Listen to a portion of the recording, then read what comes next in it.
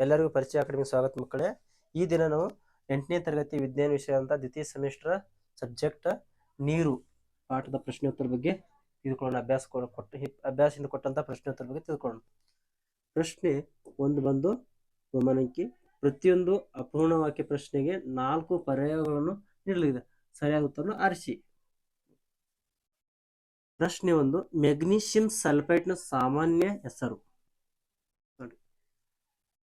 ಉತ್ತರ ಏನಪ್ಪಾ ಅಂದ್ರೆ ಜಿಪ್ಸಮ್ ಲವಣ. ಪ್ರಶ್ನೆ 2, ನೀವು ವಾಷಿಂಗ್ ಸೋಡಾವನ್ನು ಅಂಗಡಿಯಿಂದ ಕೊಂಡು ತಂದಾಗ ಅದು ಪುಡಿ ರೂಪದಲ್ಲಿರುತ್ತದೆ, ಏಕೆಂದರೆ ಯಾಕೆ ಪುಡಿ ರೂಪದಲ್ಲಿರ್ತೈತಿ? ಸರಿಯಾದ ಉತ್ತರ ನೋಡ್ರಿ, ವಾಷಿಂಗ್ ಸೋಡಾದ ಹರಳುಗಳು ತಮ್ಮಲ್ಲಿ ನೀರಿನ ಅಣುಗಳನ್ನು ವೇಗವಾಗಿ ಬಿಟ್ಟುಕೊಡುತ್ತದೆ, ಅದಕ್ಕಾಗಿ. ಪ್ರಶ್ನೆ 3 ಏನಪ್ಪಾ ಅಂದ್ರೆ, ಒಂದು ಪಾತ್ರೆಯಲ್ಲಿ ಗಡುಸು ನೀರನ್ನು ಕಾಯಿಸಲಾಗಿದೆ. ಪಾತ್ರೆ ಒಳಗೋಡೆಯಲ್ಲಿ ಕ್ಯಾಲ್ಸಿಯಂ ಕಾರ್ಬೋನೇಟ್ ಅಂಟಿಕೊಂಡು ಚಕ್ಕೆ ಉಂಟಾಗುತ್ತದೆ. ಇದಕ್ಕೆ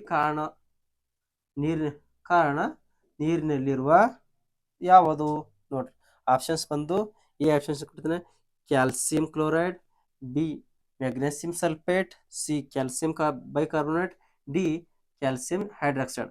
ಸರಿಯಾದ ಉತ್ತರ ಯಾವುದಂದ್ರೆ ಕ್ಯಾಲ್ಸಿಯಂ ಬೈಕಾರ್ಬೋನೇಟ್ ಸರಿಯಾದ ಉತ್ತರ.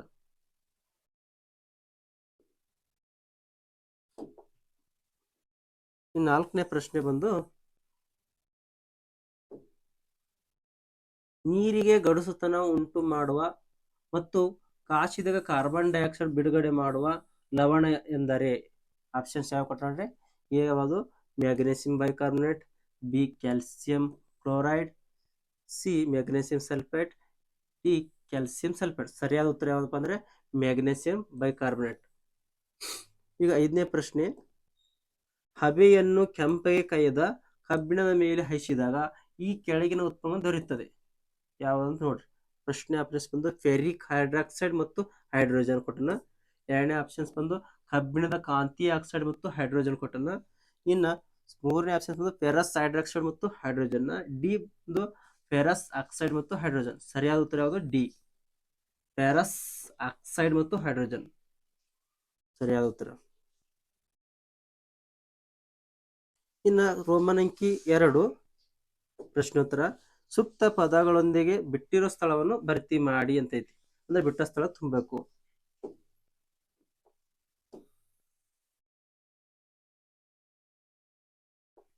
ಈಗ ನೋಡಿ, ಎಪ್ಸಮ್ ಲವಣದ ರಾಸಾಯನಿಕ ಹೆಸರು ಯಾವ್ದಪ್ಪ ಅಂದ್ರೆ ಸಲ್ಫೇಟ್ ಅಥವಾ ಮ್ಯಾಗ್ನೀಷಿಯಂ.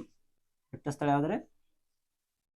ಇನ್ನು ಗಡುಸು ನೀರನ್ನು ಮೆದಗೊಳಿಸುವ ಉಪಯೋಗಿಸುವ ರಾಸಾಯನಿಕ ಯಾವ್ದಪ್ಪ ಅಂದ್ರೆ ಸೋಡಿಯಂ ಬೈಕಾರ್ಬೋನೇಟ್. ಯಾವುದು? Sodium bicarbonate. ಇನ್ನು ಹೊಂದಿಸಿ ಬರೆಯಿರಿ. ನೋಡ್ರಿ, ಚಕ್ಕೆ ಉಂಟು ಮಾಡುತ್ತದೆ ಅಂದ್ರ ಏನ್ ಮಾಡ್ತೈತಿ? ಚಕ್ಕೆ ಉಂಟು ಮಾಡುತ್ತದೆ ಯಾವ್ದಪ್ಪ ಅಂದ್ರೆ ಸರಿಯಾದ ಉತ್ತರ ಕ್ಯಾಲ್ಸಿಯಂ ಕಾರ್ಬೋನೇಟ್. ಕ್ಯಾಲ್ಸಿಯಂ ಬೈಕಾರ್ಬೋನೇಟ್ ಯಾವ್ದ್ರಿ? Calcium bicarbonate. ಇನ್ನ ಪ್ರತ್ಯಾಮ್ಲ ಆಕ್ಸೈಡ್ ಯಾವ್ದಪ್ಪ ಅಂದ್ರೆ ಕ್ಯಾಲ್ಸಿಯಂ ಆಕ್ಸೈಡ್. ನೀರಿನ ಗಡುಸುತನಕ ಪರೀಕ್ಷೆ ಯಾವ್ದಪ್ಪ ಅಂದ್ರೆ ಸಾಬೂನು. ಇನ್ನು ಆಮ್ಲೀಯ ಆಕ್ಸೈಡ್ ಉಂಟು ಮಾಡುವಂತದ್ದು ಸಲ್ಫರ್ ಡೈಆಕ್ಸೈಡ್. ಸರಿಯಾದ ಉತ್ತರ. ಈಗ ನಾವು ಹೊಂದಿಸಿ ಬರೀ ತಿಳ್ಕೊಂಡಿವಿ.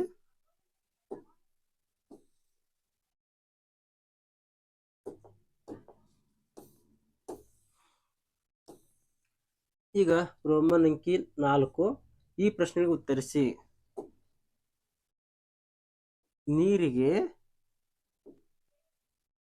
ನೀರಿಗೆ ರುಚಿ ಇಲ್ಲ, ಆದರೆ ನಾವು ನೀರಿಗೆ ವಿಭಿನ್ನ ಪ್ರದೇಶಗಳಲ್ಲಿ ವಿಭಿನ್ನ ರುಚಿ ಇರುವುದನ್ನು ಅನುಭವದಿಂದ ತಿಳಿದಿರುತ್ತೇವೆ, ಏಕೆ? ಉತ್ತರ ನೋಡಿ, ವಿವಿಧ ಸ್ಥಳಗಳಿಂದ ಪಡೆದ ನೀರು ಹಲವಾರು ಲವಣಗಳನ್ನು ಕರಗಿಸುತ್ತದೆ. ಆದ್ದರಿಂದ ಶುದ್ಧ ನೀರು ರುಚಿ ಇಲ್ಲದಿದ್ದರೂ ನೀರಿನ ವಿಭಿನ್ನ ರುಚಿ ಹೊಂದಿರುತ್ತದೆ. ಇನ್ನು ಪ್ರಶ್ನೆ 2, ಸೋಡಿಯಂ, ಪೊಟ್ಯಾಷಿಯಂ ಮತ್ತು ಕ್ಯಾಲ್ಸಿಯಂ ಲವಣಗಳು ನೀರಿನೊಂದಿಗೆ ವರ್ತಿಸಿದಾಗ ನಡೆಯುವ ರಾಸಾಯನಿಕ ಕ್ರಿಯೆಗಳ ಸಮೀಕರಣ ಬರೀರಿ ಅಂತ ಹೇಳ್ಯಾರ. ಯಾವುದು? ಸೋಡಿಯಂ, ಪೊಟ್ಯಾಷಿಯಂ, ಕ್ಯಾಲ್ಸಿಯಂ ಲವಣಗಳು ನೀರಿನೊಂದಿಗೆ ವರ್ತಿಸಿದಾಗ ನಡೆಯುವ ರಾಸಾಯನಿಕ ಕ್ರಿಯೆಗಳ ಸಮೀಕರಣ ಬರೀರಿ. ಇದು ಪ್ರಶ್ನೆ ಸೋಡಿಯಂ ರಿಯಾಕ್ಷನ್ ಐತಿ ನೋಡ್ರಿ, ಬರ್ಕು 2Na + 2H2O mark 2NaOH + H2O, ಇದು ಸೋಡಿಯಂ ಆಯ್ತು. ಇನ್ನು potassium 2K + 2H2O 2KOH + H2O, ಇದು ಪೊಟ್ಯಾಷಿಯಂ ಐತಿ. ಕ್ಯಾಲ್ಸಿಯಂ ನೀರು, ಕ್ಯಾಲ್ಸಿಯಂ ಆಕ್ಸೈಡ್, H2O ಈ ತರ ಉಂಟಾಗ್ತೈತಿ. ಸಮೀಕರಣಗಳನ್ನು ಬರ್ಕೋಬೇಕಾಗ್ತೈತಿ. ನೋಡ್ರಿ 3ನೇ ಪ್ರಶ್ನೆ, ಹಬೆಯನ್ನು ಕೆಂಪಗೆ ಕಾಯಿಸಿದಾಗ ಕಬ್ಬಿಣದ ಮೇಲೆ ಹಾಯಿಸಿದಾಗ ಏನಾಗುತ್ತದೆ? ಸಮೀಕರಣ ಬರೀರಿ. ಕಬ್ಬಿಣದ ಮೇಲೆ ಉಗಿ ಹಾದು ಹೋದಾಗ ಫೆರಿಕ್ ಆಕ್ಸೈಡ್ ರಚನೆಯೊಂದಿಗೆ ಹೈಡ್ರೋಜನ್ ಮುಕ್ತವಾಗುತ್ತದೆ. ಇಲ್ಲಿ 3Fe 4H2O Fe + 4H2 ಎಂಬ ಸಮೀಕರಣ ಉಂಟಾಗ್ತೈತಿ. ಇನ್ನು 4ನೇದು ಪ್ರಶ್ನೆ, ಜಲ ವಿಮೋಚನೆ ಮತ್ತು ಜಲ ಆಕರ್ಷಣೆಗಳಿಗೆ ವ್ಯಾಖ್ಯಾನ ನೀಡ್ರಿ ಎಂದರೇನು? ಅರ್ಥವನ್ನು ಬರೀಬೇಕು.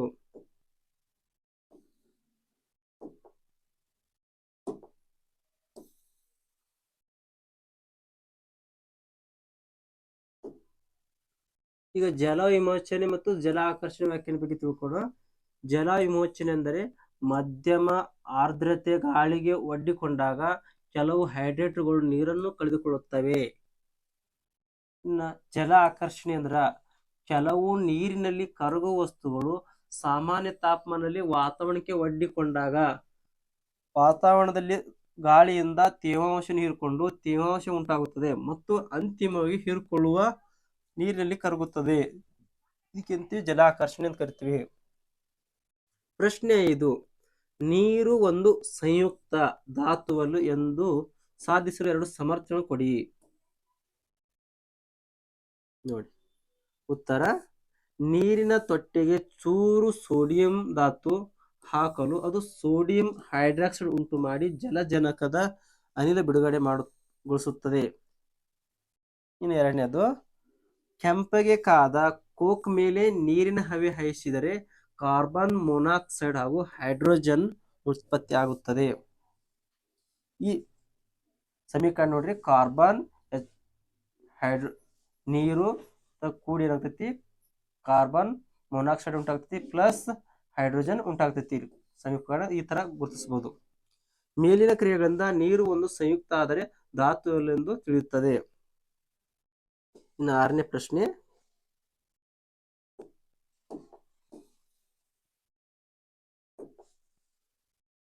ಸಾಮಾನ್ಯ ಪರಿಸ್ಥಿತಿಯಲ್ಲಿ ನೀರಿನೊಂದಿಗೆ ವರ್ತಿಸದ 3 ಲೋಹಗಳನ್ನು ಹೆಸರಿಸಿ. ಅಂದ್ರೆ ನೀರಿನೊಂದಿಗೆ ವರ್ತನೆ ಆಗಲಾರಂತ ಲೋಹಗಳು ಯಾವಪ್ಪ ಅಂದ್ರೆ, ಉತ್ತರ ನೋಡ್ರಿ, ತಾಮ್ರ, ತವರ, ಅಲ್ಯೂಮಿನಿಯಂ ಇವು 3 ಲೋಹಗಳಾಗಿವೆ. ಇವು ನೀರಿನೊಂದಿಗೆ ವರ್ತಿಸುವುದಿಲ್ಲ. ಇವು ಸಾಮಾನ್ಯ ಪರಿಸ್ಥಿತಿಗಳಲ್ಲೂ ನೀರಿನೊಂದಿಗೆ ವರ್ತಿಸುವುದಿಲ್ಲ, ಪ್ರತಿಕ್ರಿಯಿಸುವುದಿಲ್ಲ. ಇನ್ನು 7ನೇ ಪ್ರಶ್ನೆ,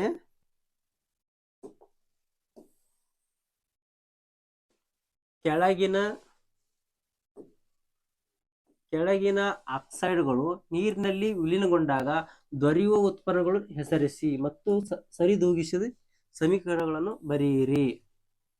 ಇಲ್ಲಿ ನೋಡ್ರಿ, ಕೆಳಗಿನ ಆಕ್ಸೈಡ್ಗಳು ನೀರಿನಲ್ಲಿ ವಿಲೀನಗೊಂಡಾಗ ದೊರೆಯುವ ಉತ್ಪನ್ನಗಳು ಹೆಸರಿಸಿ ಮತ್ತು ಸರಿದೂಗಿಸಿ ಸಮೀಕರಣ ಬರೆಯಿರಿ. ಇವುಗಳನ್ನು ಸರಿದೂಗಿಸಿ ನೋಡ್ರಿ.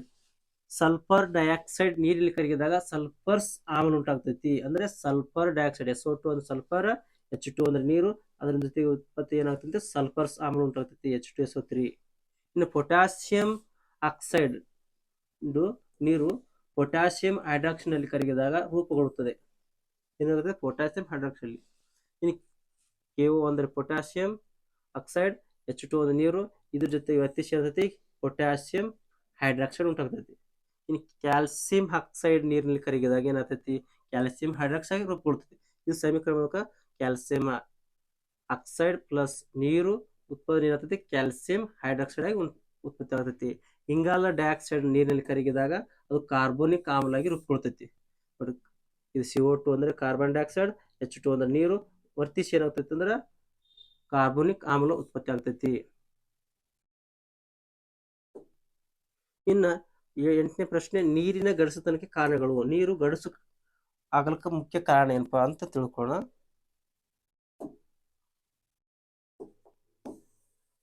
ನೋಡ್ರಿ, ನೀರು ಗಡಸು ಆಗಕ್ಕೆ ಮುಖ್ಯ ಕಾರಣ ಏನಪ್ಪಾ ಅಂದ್ರೆ, ಸರಿಯಾದ ಉತ್ತರ ಏನಪ್ಪಾ ಅಂದ್ರೆ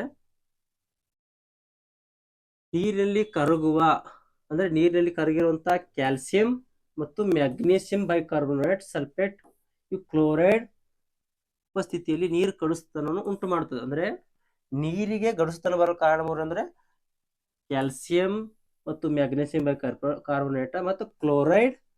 ಇವು ನೀರಲ್ಲಿ ಕರಗೋದ್ರಿಂದ ನೀರೇನಂತ ಗಡಸುತನಕ್ಕೆ ಕಾರಣ ಆಗೈತಿ. ರೋಮನ್ ಅಂಕಿ 5, ಈ ಕೆಳಗಿನಗಳಿಗೆ ವೈಜ್ಞಾನಿಕ ಕಾರಣ ಕೊಡಿ. ಅಂದ್ರೆ ವೈಜ್ಞಾನಿಕ ಕಾರಣ ಹೇಳಬೇಕು. ಏನಪ್ಪಾ ಅಂದ್ರೆ 1ನೇ ಪ್ರಶ್ನೆ ಅಂದ್ರೆ, ಸೋಡಿಯಂ ಲೋಹವನ್ನು ಸೀಮೆ ಎಣ್ಣೆಯಲ್ಲಿ ಏಕೆ ಸಂಗ್ರಹಿಸಿಡುತ್ತಾರೆ? ಅಂದ್ರೆ ಸೋಡಿಯಂ ಹೊರಗಡೆ ಇಟ್ಟರೆ ಏನಾಗ್ತೈತಿ, ಅದನ್ನು ವರ್ತಿಸಿ ಬೆಂಕಿ ಉರಿತೈತಿ. ಆದ್ರೆ ಅದ ಸೀಮೆ ಎಣ್ಣೆ ಯಾಕೆ ಇಡ್ತಾರ ಅನ್ನೋದು ಈಗ ತಿಳ್ಕೋಣ. ಸೀಮೆ ಎಣ್ಣೆ ಯಾಕೆ ಇಡ್ತಾರ? Very very important question. ಒಂದು, ಸೋಡಿಯಂ ಅನ್ನು ಸೀಮೆ ಎಣ್ಣೆಯಲ್ಲಿ ಇಡಬೇಕು, ಏಕೆಂದರೆ ಅದು ಗಾಳಿಯಲ್ಲಿರುವ ಆಮ್ಲಜನಕ ಮತ್ತು ನೀರಿನ ಆವಿಗಳೊಂದಿಗೆ ಸುಲಭವಾಗಿ ಪ್ರತಿಕ್ರಿಯಿಸುತ್ತದೆ. ಅಂದ್ರೆ ನಾವು ಹೊರಗೆ ತೆಗೆದಿಟ್ಟು ಏನಾಗ್ತೈತಿ, ಗಾಳಿಯೊಂದಿಗೆ ಮತ್ತೆ ನೀರಿನೊಂದಿಗೆ ಏನಾಗ್ತೈತಿ, ವರ್ತಿಸ್ತೈತಿ. ಹಾಗಾಗಿ ಅದು ನಾವ್ ಏನ್ ಮಾಡ್ಬೇಕು, ಸೀಮೆ ಎಣ್ಣೆಯಲ್ಲಿ ಇಡಬೇಕಾಗ್ತೈತಿ. ಇನ್ನ 2ನೇ ಕ್ವಶನ್ ಬಂದು, ವಾಷಿಂಗ್ ಸೋಡಾ ತನ್ನ ಹರಳು ರೂಪವನ್ನು ಬೇಗ ಕಳೆದುಕೊಳ್ಳುತ್ತದೆ ಯಾಕ? ವಾಷಿಂಗ್ ಸೋಡಾ ಅಂದ್ರೆ ನಾವು ಉಪಯೋಗಿಸ್ತೀವಲ್ಲ ಸಾಬಾನ್ ಪುಡಿ, ಅದು ಏಕೆ ತನ್ನ ಬೇಗ ರೂಪವನ್ನು ಕಳೆದುಕೊಳ್ತೈತಿ? ನೋಡ್ರಿ, ಮಧ್ಯಮ ಆರ್ದ್ರತೆಯು ಗಾಳಿಗೆ ಒಡ್ಡಿಕೊಂಡಾಗ ನೀರನ್ನು ಕಳೆದುಕೊಳ್ಳುವುದರಿಂದ ಅದರ ಸ್ಫಟಿಕ ರಚನೆಯನ್ನು ತ್ವರಿತವಾಗಿ ಕಳೆದುಕೊಳ್ಳುತ್ತದೆ. ಇದು ಹೊರಹರಿವಿನ ವಸ್ತು ಆಗಿದೆ. ಇನ್ನ 3ನೇ ಪ್ರಶ್ನೆ ಏನಪ್ಪ ಅಂದ್ರೆ, ಕ್ಯಾಲ್ಸಿಯಂ ನೈಟ್ರೇಟ್ ಹರಳುಗಳನ್ನು ಗಾಳಿಗೆ ತೆರೆದಿಟ್ಟಾಗ ದ್ರಾವಣ ಉಂಟಾಗುತ್ತದೆ. ಈ ಕ್ಯಾಲ್ಸಿಯಂ ಅನ್ನು ಏನ್ ಮಾಡ್ತೀವಿ, ಕ್ಯಾಲ್ಸಿಯಂ ನೈಟ್ರೇಟ್ ದ್ರಾವಣ ಇರ್ತಾವಲ್ಲ, ಅವನ್ನ ಹರಳುಗಳನ್ನು ತೆಗೆದಿಟ್ಟಾಕ ಅವು ಏನಾಗ್ತೈತಿ, ದ್ರಾವಣ ಆಗಿ ಉಂಟಾಗ್ತೈತಿ. ಯಾಕಪ್ಪ? ಕಾರಣ ಏನಂದ್ರೆ ಗಾಳಿಗೆ ಒಡ್ಡಿದಾಗ, ಉತ್ತರ ಇಲ್ಲಿ ನೋಡ್ರಿ, ಗಾಳಿಗೆ ಒಡ್ಡಿಕೊಂಡಾಗ ಕ್ಯಾಲ್ಸಿಯಂ ನೈಟ್ರೇಟ್ ವಾತಾವರಣದ ಗಾಳಿಯಿಂದ ತೇವಾಂಶ ಹೀರಿಕೊಳ್ಳುತ್ತದೆ. ಹಾಗಾಗಿ ಹೀರಿಕೊಳ್ಳುವ ನೀರಿನಲ್ಲಿ ಕರಗುತ್ತದೆ. ಆದ್ದರಿಂದ ಅದು ಸ್ಫಟಿಕ ರೂಪದಲ್ಲಿರಲು ಸಾಧ್ಯವಿಲ್ಲ. ಇದು ಸೂಕ್ಷ್ಮ ಪದಾರ್ಥವಾಗಿದೆ. ಹೌದಾ? ಕ್ಯಾಲ್ಸಿಯಂ ನೈಟ್ರೇಟ್ ಏನಂತೈತಿ, ನಾವು ಗಾಳಿ ತೆರೆದಿಟ್ಟರೆ ಏನ್ ಮಾಡ್ತೈತಿ, ನೀರಿನಲ್ಲಿರೋ ಗಾಳಿ ಇರುವಂತ ತೇವಾಂಶವನ್ನು ಹೀರಿಕೊಂಡು ಏನಾಗ್ತೈತಿ, ಅದು ನೀರಲ್ಲಿ ಕರಗ್ತೈತಿ.